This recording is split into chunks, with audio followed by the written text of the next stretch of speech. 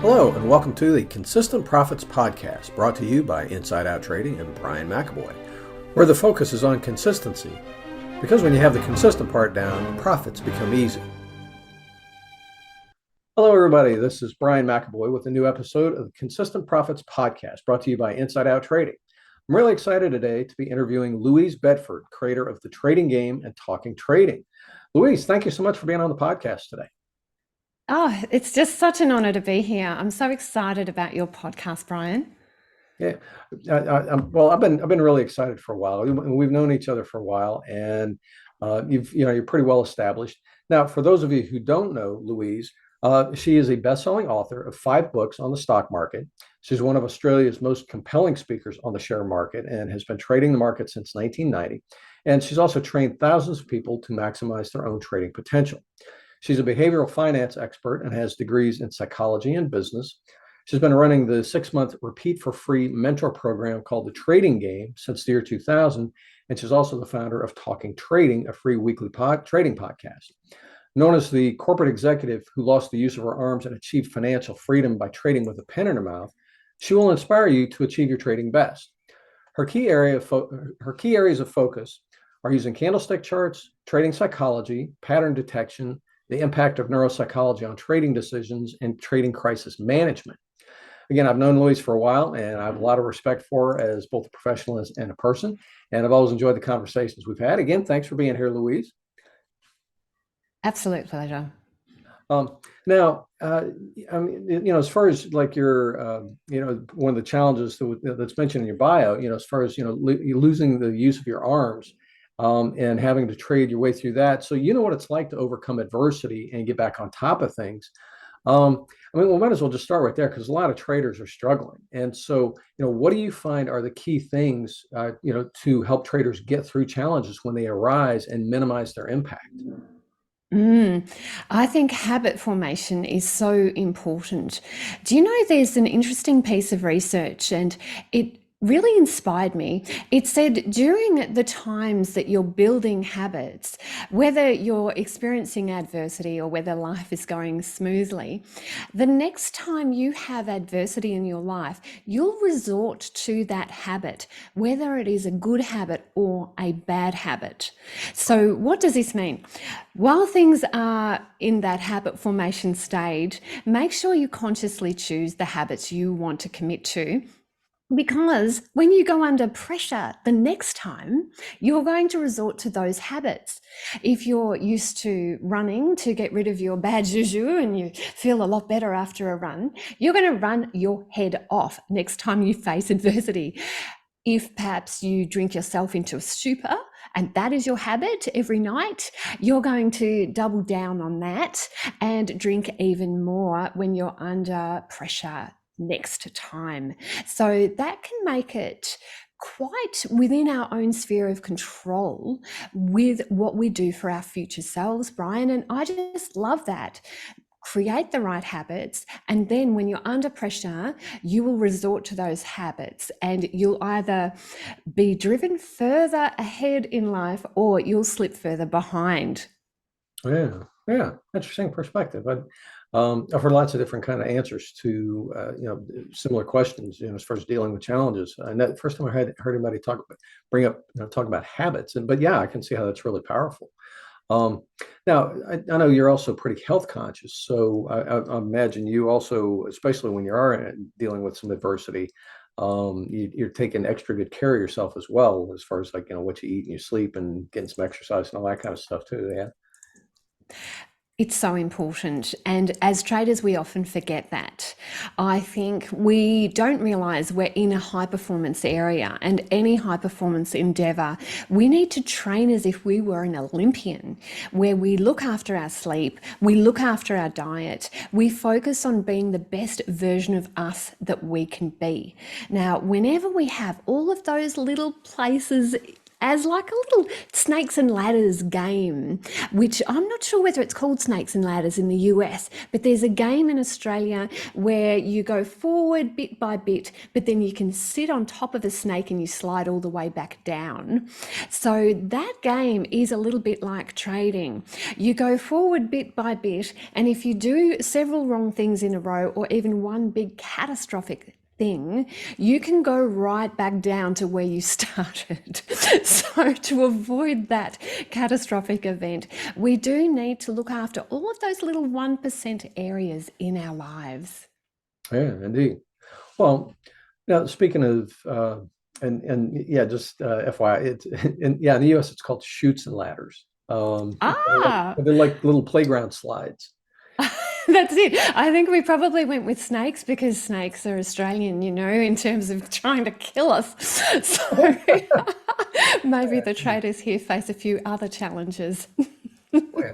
Well, one area, and it's super common for traders, it winds up being one of the snakes that bites you, or the slide that sends you back.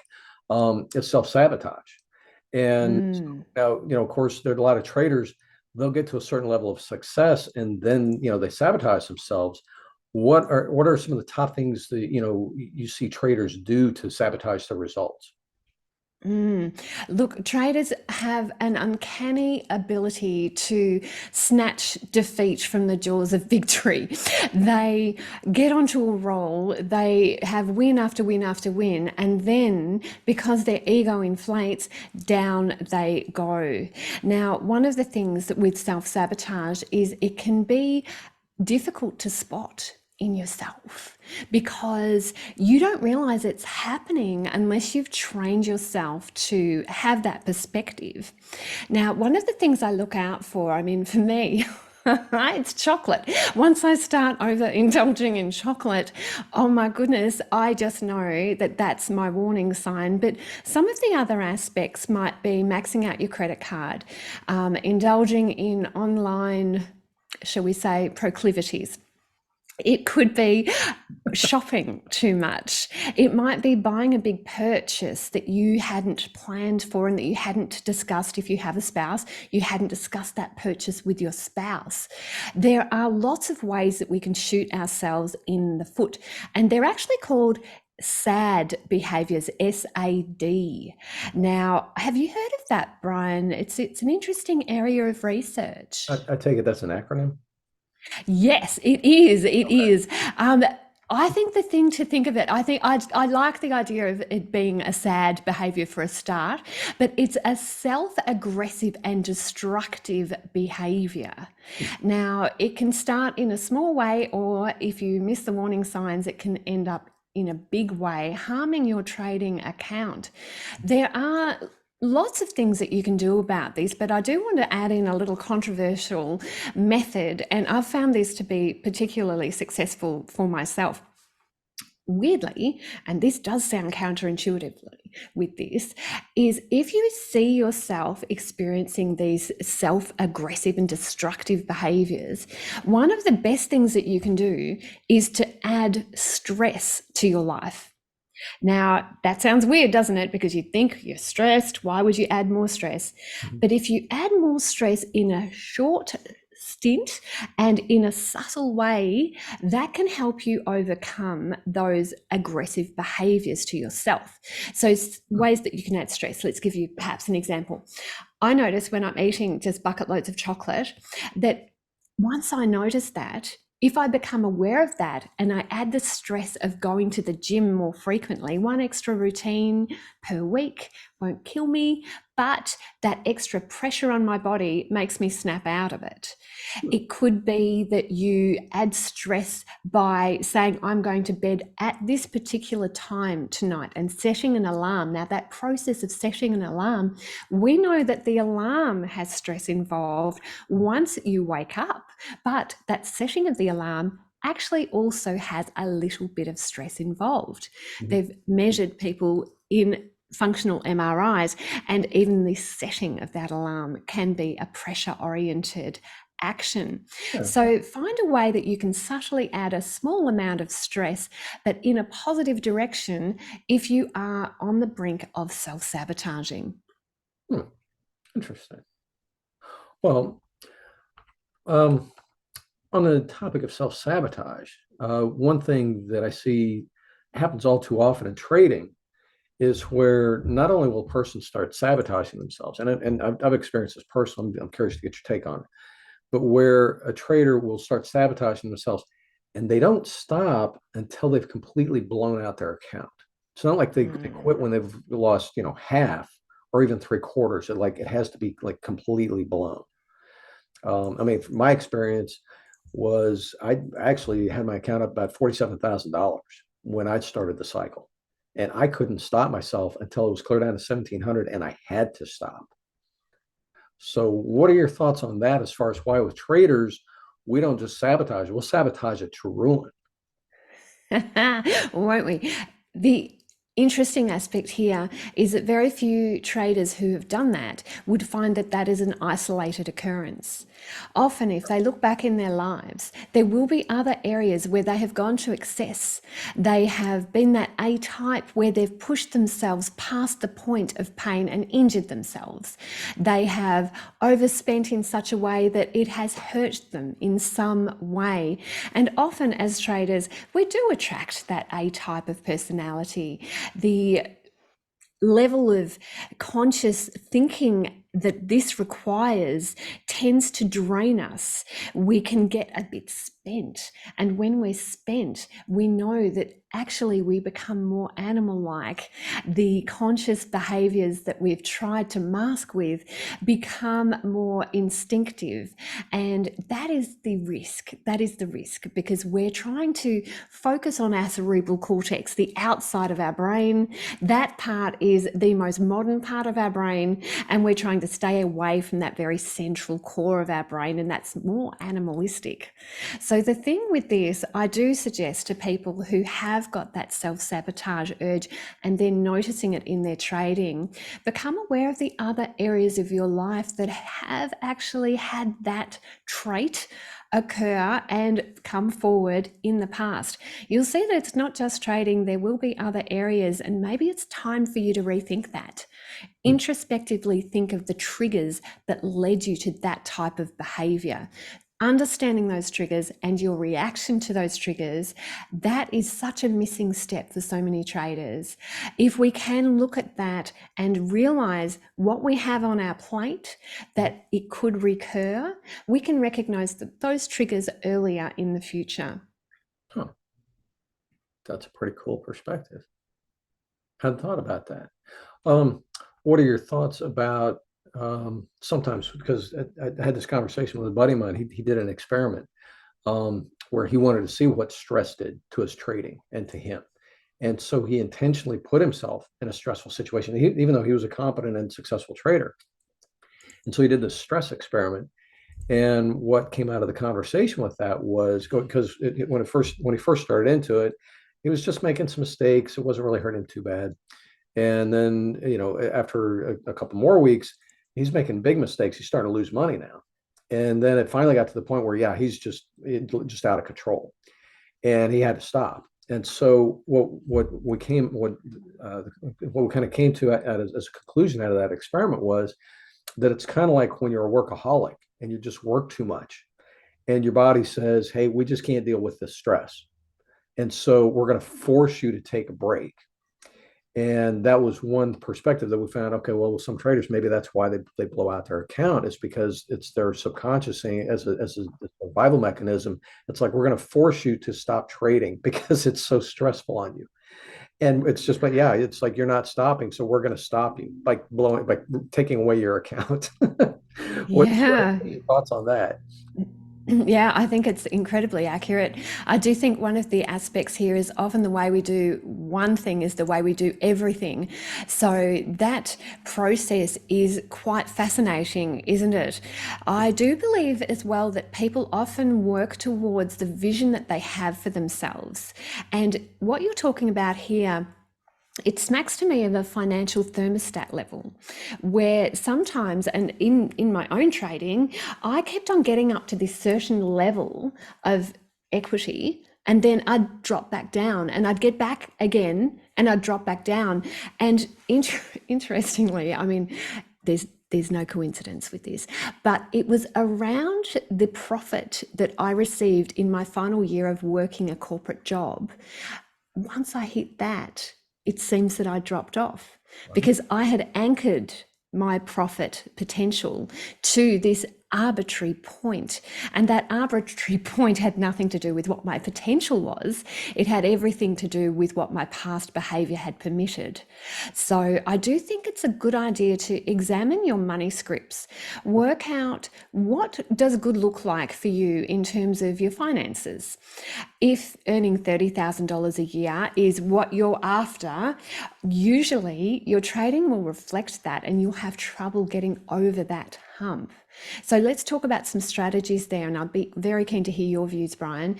One of the things that I did after I realized I was hitting this ceiling, they train fleas in a flea circus by just leaving the lid on, and they hit their head enough times and then before you know it, they'll never jump higher. I was like that flea. I delegated parts of my money to different portfolios. So I started keeping 3 portfolios, clearly with less balance, in each. And what that allowed me to do is to still feel scrappy and hungry and ready for action, because those equity levels didn't seem too big for where I was prepared to go emotionally. Mhm. That worked a trick. That for me was the thing that made a huge difference. And perhaps the other aspect to mention is, with that final portfolio, that smaller portfolio that I keep, I consider that to be a high risk portfolio. So I have a smaller amount of money. I take some shorter term positions, or if I'm testing out a trading system, I'll put money into it in that smaller portfolio, and it will be things that are more twitchy. So, not weekly equities, for example. And in Australia, under the top 300, so the smaller cap ones. Now, that portfolio, it's an interesting effect on my psyche. I find the times that I've ignored that portfolio and I've just traded the way I should be trading with the other 2 portfolios, my trading actually isn't as good because I tinker with my trading plan. By having a small amount of, I guess, more explosive to match that part of my personality, money, in that smaller portfolio, that allows me to be true to myself. And I know that is controversial because we're supposed to be mechanical and automatic and take those signals and never change and follow our trading plan. I love that idea. I just had trouble implementing it. What are your thoughts on that, Brian? Well, actually, that's a cool situation you bring up, because one question I get fairly regularly is, hey, Brian, I want to be a discretionary trader because, I'm an intuitive person, and that's where they feel comfortable. But, they're having trouble with it. They say, should I go ahead and do that, or should I be a mechanical trader? And generally, what I'll say to them is, well, until you establish some success being a mechanical trader and get that wiring going in your head, discretionary trading can be a dicey game, because you haven't really wired in the all the subconscious processing that goes with looking at the charts, and you haven't done it successfully. But once you've traded for, say, like 6 months or a year successfully as a fairly mechanical trader, then you can step over into the more discretionary range, because subconsciously you're going to process things properly, and you have that kind of underlying wiring and foundation in your brain, so that you can do the discretionary trading more effectively. And I found that to be pretty good advice. And as far as trading to, certain numbers and stuff like that, it's hilarious, because I've got this one friend of mine. We've known each other for years, and he trades a pretty decent sized account. And it's hilarious because he ran into the exact same thing. Even after working together for years, there was one thing we could never get him past, was this one level, just couldn't get him past it. And so the final solution for it was, it's like, okay, he's going to trade this one small account and have like 20 trade copiers running. Because it's like, if I'm looking at $200, I'm okay. But if I'm trading it and it says 2,000 or 20,000, that messes with me. And so I'll just stick with my account where it says $200. I know that it's multiplied, But if I'm looking at $200, I can do it. Otherwise, it's just messing with. Oh, there's so much to be said for that method. I love it. Keep scrappy and in the action. And then also as well, I've found that it has meant that when when your account grows to a certain size, unfortunately, what can happen is you can sit back and you can rest on your laurels and you can say, oh, well, I've got it made now. Now, that actually does not help anybody. I think to stay in the action, to stay where you're a bit hungry, and that's emotionally hungry. I think that that is such an important part of trading well and maintaining performance. You know, so many traders, I see their results. If they've kicked off really strongly, then often they'll drop back in terms of their abilities, it almost sees. And it's not their ability, actually, it's their progression in terms of their mindset. That's why I love what we do. Our podcasts try to deal with this. We can't maintain this ourselves in isolation. We do need other people around us force feeding us that information to stay pure. Oh yeah, yeah, indeed. Well, the other thing, and I'm sure you're well aware of this, and you remind people of it on a regular basis. Trading is a performance activity. It's not just a job. It's like a performance sport. And so yeah, if you want to maintain that level of performance, you have to approach it that way. You can't just rest on your laurels and say I'm going to coast. I mean, that's how you wind up being an athlete like Bo Jackson, who was like this, like should have been a superstar. He was like an all-star in two different professional sports, but never really went anywhere. He had the potential to become a legend. He would rest on his laurels once he made the all-star game in each of his sports. And it was a shame because I remember when he came out of college, it's like, oh my God, this guy is just amazing. He's just going to be like the Michael Jordan of everything. And he never got even close because he would yeah, like I said, he'd hit that certain point, and then he would just kind of rest on his laurels. And well, and even worse, to make it even worse, his ailment of choice for taking time off during the season was hemorrhoids. Wow. There's so many things that just popped to mind there. Seriously, it's like, yeah, he's not going to play this week because he's fighting hemorrhoids. It's like, oh my God, Oh, pick something poor bright. love. That just sounds so sad. So let's use that as an example and perhaps do a bit of an armchair reconstruction about how we could help this athlete.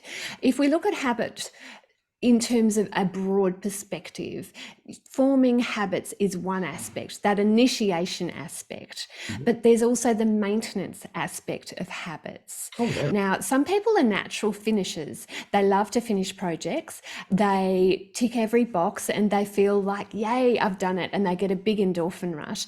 But there's some people that are not natural finishers. So I'm guessing with this athlete that athlete was very good at the initiation phase, but that maintenance phase is where some additional support should have been provided by that person's coaches. I mean, this is really a high level coaching aspect. There are so many ways to initiate good behaviors. One of them is fresh start psychology, and we can start that right today if you like. Have you heard of that, Brian? Sounds familiar. Refresh. Yeah, yeah. What it is it is saying, like a New Year's resolution, as of this particular event, then I will start. Now, it is very common for us to be able to say a New Year's resolution, or at the start of the month, or when my baby's born, or when I get married, or when I have children. All of these aspects are fresh starts. And that fresh start can be harnessed even by walking through a doorway. Now, they've shown with dementia, just roll with me with this. They've shown with dementia, and unfortunately I relate with this sometimes, is that have you ever walked into a room and you go, what am I here for? I know I was coming to this room, but I can't quite remember why. Oh, gosh. So, unfortunately for us, what that has done to our mind is that that doorway acts as a fresh start, and then everything behind the doorway is erased. See how we can harness this for trading. When I walk through that doorway there, I'm going to stop whinging about my losses and I'm going to move on with my life. When I walk through that doorway, I will have this as my new attitude. Now, that fresh start is a brilliant method, particularly if you're stalling with the achievement of a goal. You pick a landmark, you use that landmark, you imagine a before and an after shot, like they do in those awful weight loss type of photos where they show the before and the after. You know why they use that? It is because it is awesomely effective for behavioral change in others, and it can be effective for behavioral change in yourself. So pick a date or a doorway or an event not too far into the future and say you're allowed to whinge as long as you like up until that event. And then after that event, you will shut the heck up. Hmm. Wow. Yeah, that's pretty cool. Yeah, Mm. I could see how that would be effective. I used to do that when I was growing up. We tended to move around quite a bit. My dad was climbing the corporate ladder, and so we moved. Seemed like every other year. And after a while, at first it was kind of a drag, but after but after a while, it was kind of cool because it's like if there was something that was going on in my life that I didn't like, it was like cool. I got a fresh start when I move. I can be whoever I want to be, and people will know me as that. And so, yeah, I can see what you're talking about with that as a tool for affecting change. That's cool. Yeah, and you can Oh, implement it right now. I'm sure as we've been talking, that as a listener of these podcasts, you're going to be thinking of something that you need to change. So, this is something that is a really great try this at home tip. You can do it as soon as you like, and it can be done again and again. And probably the other aspect of maintaining good behavior and maintaining habits that I'd like to mention is about visualizing your future self. Now, sure, it is interesting because there have been a lot of studies saying that people change. Now, roll with me on this one because often when you look into your own past, you can see that you're not quite the same person that you were 10 years ago. You have changed. You've altered your views, you've altered your beliefs, and you've grown in some ways, and in some ways, you haven't grown. So, there is definitely a difference between the Brian today and the Brian 10 years ago. The difficulty for humans is we have trouble using that same logic thinking 10 years in advance. So, what we think is we think the person we are now will be the same person in 10 years' time. How can we harness this? There is a brilliant study by Fidelity, and you can get apps to do this. I did it, it was quite scary. You can age yourself up.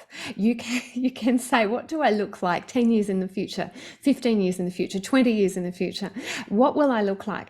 Now, I make a pretty cute little old woman, actually, and I don't mind that look of myself. So it's not something that was awfully repellent. But if you imagine that person and you've got a visual representation of you older, mhm. that apparently, and this is according to the research, allows us to apply the lessons that we want today with greater clarity and greater effectiveness. So you picture that person that is slightly older than you imagine exactly what that person is, who they are at their core, how they live, how they trade, what type of implements do they use, what tools do they use to get the result that their life has led to, and you work backward.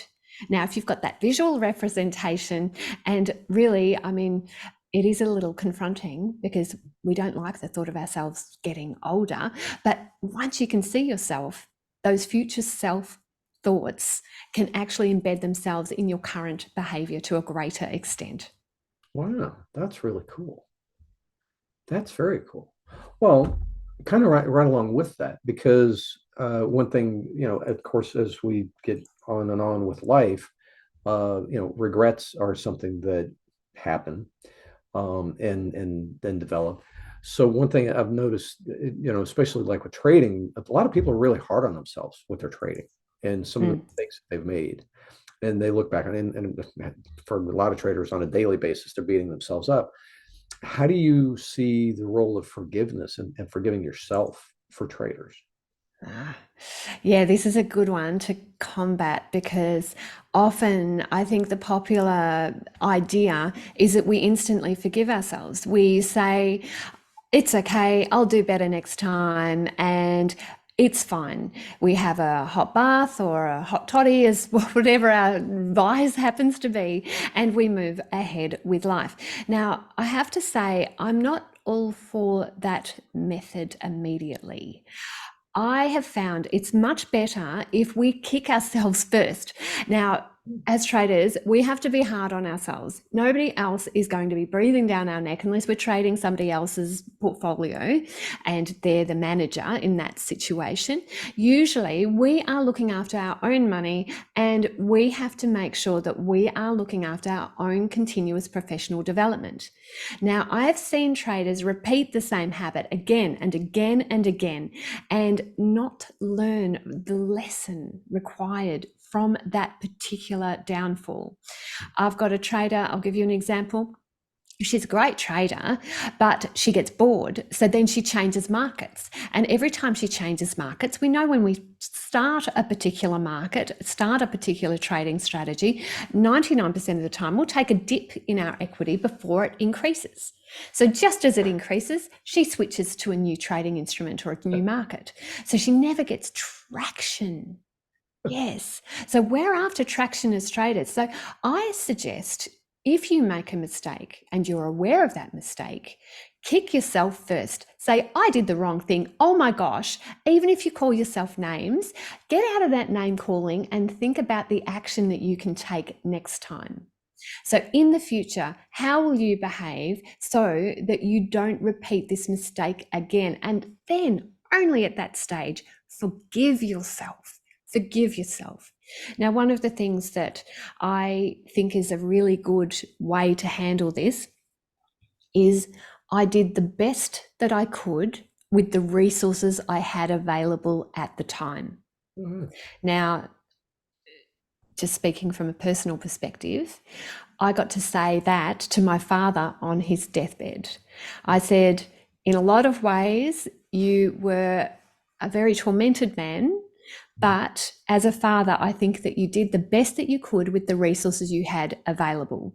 I wasn't saying that he was a great father because both he and I would have known that would not have been accurate, but I gave him that forgiveness and we had a moment. We had a moment, Brian, and I have hung on to that moment and it has allowed me to soothe myself. I said what I needed to say. I didn't lie and I didn't exaggerate that it was a rosy future for me with my father issue at that stage. I actually said what was authentically true. And I think we deserve to ask ourselves those same authentic questions and to use it as a launching pad. So in the future, with more resources, with more understanding, after listening to your show and my show, with those tools available, we can do different in the future and we can achieve more. Mm. Yeah, that's very cool. And you actually caught me by surprise with a little bit with the self forgiveness. Yeah, I expected you to go toward the softer side and not give yourself tough love before. Yeah. Look, I think that's because it's everywhere. Everywhere that we look, these Facebook posts, these affirmations, these lovely little posters that they put out with nice little aphorisms on it. I think that the general way that people think is that they have to be gentle with themselves. The best traders are not gentle with themselves. They live, they learn the lesson, and they alter their behavior. And unless you can actually say introspectively that you've made a mistake, you're not going to alter your behavior because you have taken that easy road. Your subconscious says, hey, that's fine. It all worked out okay in the end. Good for you, buddy. Keep going. That won't actually help us as traders in the long run. Yeah. Well, you brought up some good stuff in this conversation, and I really like, especially like the habits, and because you've mentioned that several times along the way. That really is key. Um, but that, I mean, that's also a reflection of attitude, though. The attitude that you bring to the whole activity. Um, what are a couple other things, or even if it's just one, that traders could do additionally to help maintain that that high performance over the long term? Mm. I've got one, but Oh my gosh, I don't think everyone's going to enjoy this. There'll be a certain subsection that will, but I can guarantee if you do this, this will make a huge difference to the way you perceive your life, not just trading. Are you ready for it? Oh, I have interviewed quite a few professionals on dopamine lately. Now, dopamine's that feel good neurotransmitter that gets released in your brain, and it is also, interestingly, the thing that creates desire. Now, if you take out of a little rat, do brain surgery on a tiny little rat, and you take out their dopamine ability to send dopamine and to receive dopamine, that little rat lives a happy enough life. It just forgets to feed, it forgets to drink because it has no desire that it was willing to act on to drive it into that life-saving activity of eating and drinking. So what we've done, unfortunately, in the current society is we have chased pleasure to such an extent that we have forgotten that the pendulum swings also towards pain. We have become pain avoiders. We have focused so much on avoiding pain and maintaining and seeking pleasure that our dopamine reception has become stuffed up. We need higher and higher levels of excitement. We need to go skydiving, whereas our grandparents might have just needed to go for a walk around the block to have the same level of dopamine and pleasure released. So, how do we get that pendulum that's out of whack to have that full range so that we can experience pleasure to a greater degree? What we do is we go on a dopamine fast. This is where we deny ourselves those wonderful, pleasurable things. Like for me, I started denying myself cashew nuts. I know it's a little thing. I love cashew nuts. I was eating cashew nuts every day. So I gave myself a cashew nut fast for a month and then rejoined the cashew nut community and just went, oh my God, these are amazing. It was just not something I'll ever take for granted again. So find little ways that you can create displeasure, create pain in your life, create something that isn't pleasure seeking, that is actually pain seeking. So that ability to encourage pain into your life will actually result in greater levels of pleasure later. And I would like to hear, Brian, what immediately springs to mind when I am talking about my cashew nut addiction. What immediately could you deny yourself in terms of pleasure that would perhaps allow you to experience a bit of pain?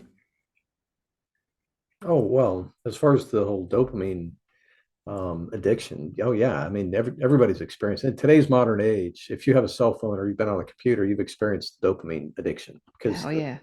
the tech giants have been really good at dialing it in and putting everybody in that state where, yeah, you're just constantly in a dopamine craving. So for me, silly as it sounds, and I don't do it for the purposes that you're talking about. I did it just because I had to, was like staying off of Facebook because I found, yeah, if I got on Facebook and I started scrolling through, I wasn't there for a very specific purpose where I could get on and get off. If I just was there casually, it's like I look up and 2 hours have gone by. And it's like I've been in this stupid trance, almost like on a drug. Mm.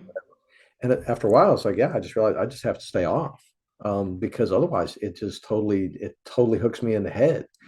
And so, yeah, whenever I run across something like that, I went through a spell where YouTube Shorts was the same thing. And so, yeah, as far as the dopamine addiction, yeah, in today's world, that's a very real thing.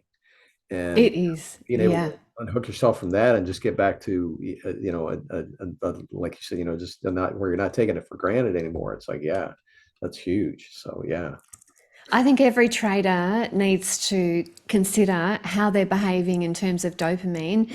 I found with a lot of the traders that I've talked to, they followed their trading plan to begin with and they felt good about that. So they repeated that behavior, but then that dissolved over time. They stopped looking at their trading plan because they thought they've got this. Now, that dopamine needs to be re-established, that desire to follow a trading plan so that you can actually trade with precision. And by investigating where you can deprive yourself of pleasure in other areas of your life, that will also have an impact on your own trading behavior. Hmm. Huh. Very cool. Very cool indeed. Now, would as expected, I know we were on like way over the anticipated time. I would love to continue this conversation. There's all kinds of topics we could cover. Um, as far as changing subjects here just a little bit, and then I want to take it a very specific direction. Since we are on the Consistent Profits podcast, what do you see as one of the biggest obstacles to traders being able to achieve and maintain consistent profits? Mm, boredom. I think people get sick of it. It's a grind, it's a drudge. We have to continually reinforce that this is where I want to be, this is what I want to do, this is who I want to be in the future. Because that grind, I should say, not the grudge, the grind can wear you down. So I would love to help people with that by giving you a little bit of a dopamine kick. If you are a listener of Brian's podcast and you'd like to try my podcast as well, the two work beautifully together, come and visit me at talkingtrading.com.au and subscribe to my podcast, because really, Brian has been on my show many times in the past as well. So you could probably even start by searching up his name and seeing his past episodes. Come to Talking Trading and visit me there. How about you, Brian, for my listeners? Tell people how they can find you. Well, my site is insideouttrading.com, and that's where I host my podcast. I'm also on YouTube at The Trader Brian. So, and actually, it's hilarious that you did that, because that's where I was going to go next. Is okay, how can people find you? Because, yeah, you got a great podcast, and I mean, I'd love catching up with your podcast. A lot of times you're interviewing other people. Sometimes you do solo podcasts where you're just kind of sharing your thoughts on things, which I totally love, because you have great perspectives in either setting. So it's very cool. So yeah, definitely. For the listeners today, definitely check out Talking Trading. Great podcast. You will enjoy it.